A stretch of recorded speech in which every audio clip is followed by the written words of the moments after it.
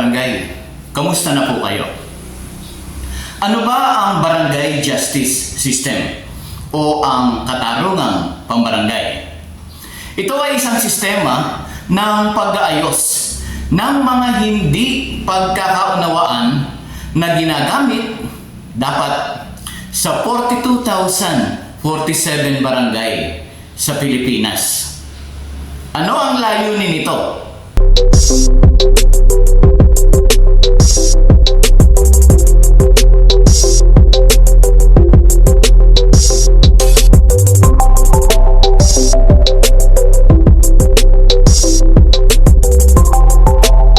Ang layunin ng katarungang pambarangay ay maipagpatuloy at opisyal na kilalanin ang sinaunang tradisyon ng paraan ng pag-aayos ng mga alitan sa pagitan ng pamilya at mga miyembro ng barangay o miyembro ng komunidad sa antas ng barangay at upang wala na o mabawasan ang mga kasong isinasampa sa korte at maisulong ang mabilis na pangangasiwa ng hustisya, maipatupad ang mandato ng konstitusyon na pangalagaan at paunlarin ang kulturang Pilipino at patatagin ang pamilyang bilang pangunahing institusyon ng lipunan.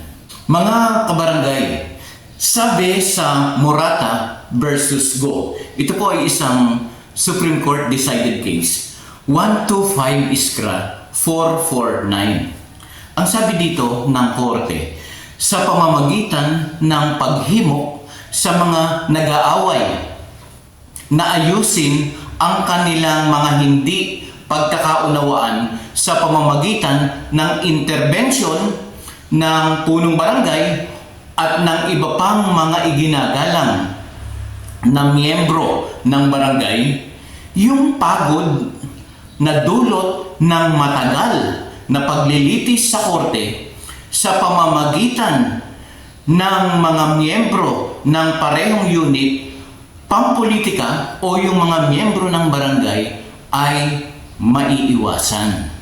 Uulitin ko mga kabarangay, ang layunin ng barangay justice system o ng katarungang pambarangay ay isulong ang mabilis at epektibong pangangasiwa ng hustisya sa pamamagitan ng paglalatag ng mga pamamaraan kagaya ng mediation, conciliation, o arbitration. Ang punong barangay exercises judicial function. Ang punong barangay bilang chairman o tagapangulo ng lupon tagapamayapa ay magsasagawa ng hudisyal na tungkulin. Ito po ay isang natatanging kapangyarihan hindi makikita sa ibang executive head ng mga LGU. Ang kaniyang posisyon ay katulad ng sa pinuno ng isang tribo ng mga barangay noong mga nakaraang panahon. Kabarangay, kung gusto niyo pong malaman ang history ng katarungang pambarangay, meron na po akong video na ganyan dito sa Katarungang Pambarangay Channel. Maaari niyo lang pong hanapin. Ang mga lupon ng bawat barangay ay may kapangyarihan na pangasiwaan ang pag-aayos sa lahat ng hindi pagkakaunawaan ng mga partidong aktwal na naninirahan sa parehong lungsod o munisipalidad. Maliban na lang sa mga sumusunod, hayaan niyo po na basahin ko ang Section 408 kung saan ang isang partido ay ang pamahalaan o anumang subdivision o instrumentalidad nito. Pangalawa, kung saan ang isang partido ay isang pampublikong opisyal o empleyado at ang hindi pagkakaunawaan ay may kinalaman sa pagganap ng kanyang opisyal na tungkulin.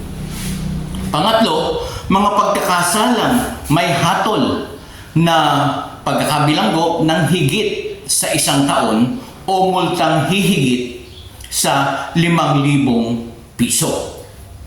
Pangapat, mga pagkakasalang kung saan walang napinsalang pribadong panig. Sumunod, kung saan ang mga sigalot ay kinapapalooban ng mga ari-ariang di natitinag na nasa iba't ibang lungsod o bayan, maliban ang mga panig dito ay sumang-ayon sa magsumite ng kanilang mga di pagkakaunawaan para sa isang matiwasay na pag-aayos sa pamamagitan ng angkop na lupon. Sumunod, ang mga sigalot ay kinasasangkutan ng mga panig na aktwal na naninirahan sa mga barangay sa magkakaibang lungsod o bayan. Maliban kung ang mga gayong magkanugnog, ito po yung mga magkakatabing barangay, at ang mga panig dito ay nagkasundong magsumite ng kanilang di pagkakaunawaan sa isang matiwasay na pag-aayos sa pamamagitan ng angkop na lupon. At yung bandang huli, ang iba pang uri ng sigalot na maaaring tiyakin ng Pangulo sa kapakanan ng katarungan at sa pamamagitan ng rekomendasyon ng kalihim ng katarungan. Mga kabarangay, ang mga batas na nag-govern sa ating barangay justice system o sa katarungang pambarangay ay ang Republic Act 7160 o yung Local Government Code of 1991. Matatagpuan po ito from section 399 hanggang 422. At isama niyo na rin po yung 515. Ano pa? Yung implementing rules and regulation o yung tinatawag na KP rules. At pangatlo, yun pong mga jurisprudence o yung mga Supreme Court decided cases na may kinalaman sa katarungang pambarangay.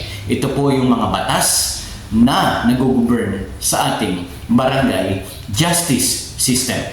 Yung mga kabarangay, ang katarungang pambarangay o itong barangay justice system ay nakadisenyo sa Philippine Society kung saan sa isang barangay na andyan ang mga magkakamag-anak, mga magkakaibigan. Kaya yung idea ng paghabla sa hukuman ay hindi angkop dahil andun po yung magandang relasyon na ating mga minana sa ating mga ninuno. Ano pa? Para matulungan natin ang komunidad o yung mga pamilya o yung mga barangay members na hindi nagkakaunawaan na maibalik yung dating relasyon o yung nasirang relasyon dahil sa kanilang hindi pagkakaunawaan. Mga kabarangay, unang bahagi pa lang po ito ng ating lecture about katarungang pambarangay. Ito po si Jeffrey. Maraming salamat po sa inyo.